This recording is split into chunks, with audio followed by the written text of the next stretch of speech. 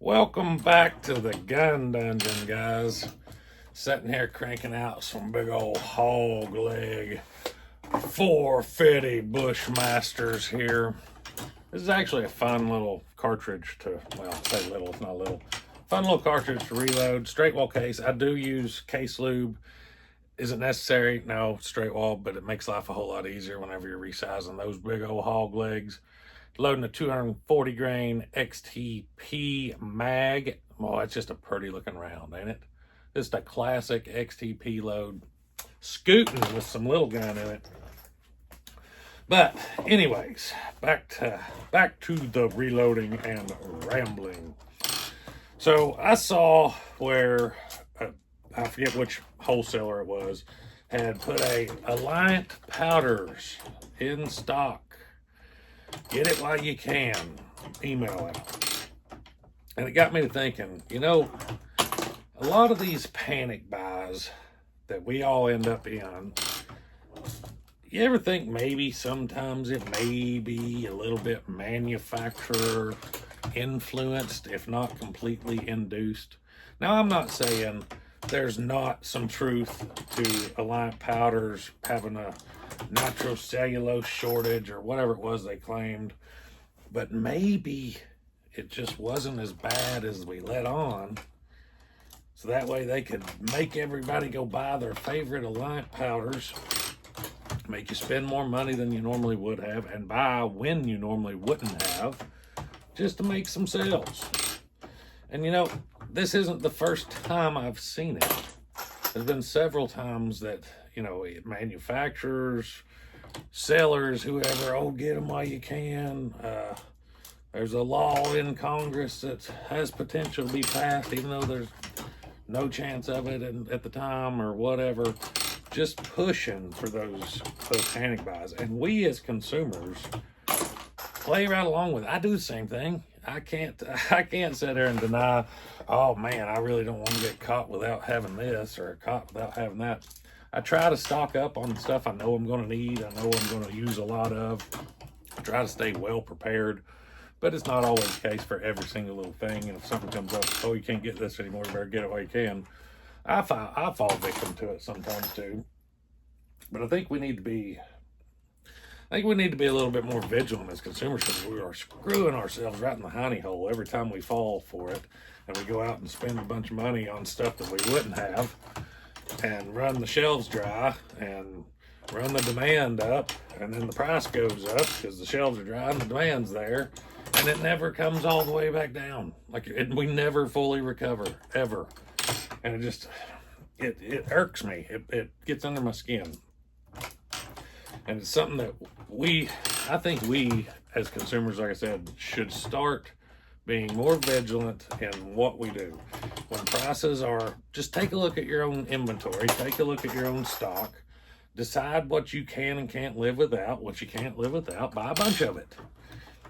And then, oh no, that case is swollen or something. Let me try a little more case lube. But buy what you need, what you know you're going to need. There we go. Just dry. See, that's what I mean. If you don't use case lube, it's not necessary, but man, it makes life miserable. But like I said, I mean, we got to do better ourselves. I'm getting tired of it. I don't know about you guys, but I get sick of seeing, ARs are going away forever. Now this Anderson AR is $5,000. Do y'all remember the cheaper than dirt P-Mag events? I'll never use them again just because of that. I haven't used them since it, but it was after, I believe it was after the Sandy Hook incident. Tragic incident. Not going to take away from that. But everything went nuts as far as high capacity magazines, ARs, all that stuff. And I remember they were selling like $90 a piece or some crap. They were canceling orders that had been made for the previous price, canceling those orders, putting them back in stock for the higher price. They were doing dirty. And there was a lot of places that, they might not have canceled previous orders, but they definitely threw the gold gouge price on there. Wasn't giving you any breaks, that's for sure. But, I mean, I can't tell you how many magazines I've got. But I always said, because I wouldn't buy them at those prices. There ain't no way. I was like, I ain't buying no more mags. I guess I got what I got's what I got. But, you know, prices came down way later.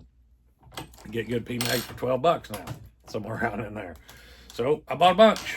So I got a bunch. I'm going to have a bunch. And if prices ever go through the roof, I don't care.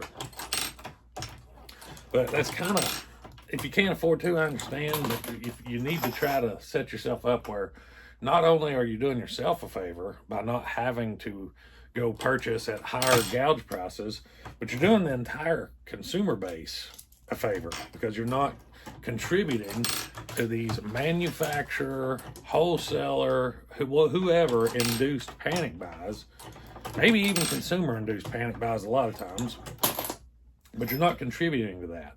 And the less of us that contribute to it, the less it's going to have an impact on the market.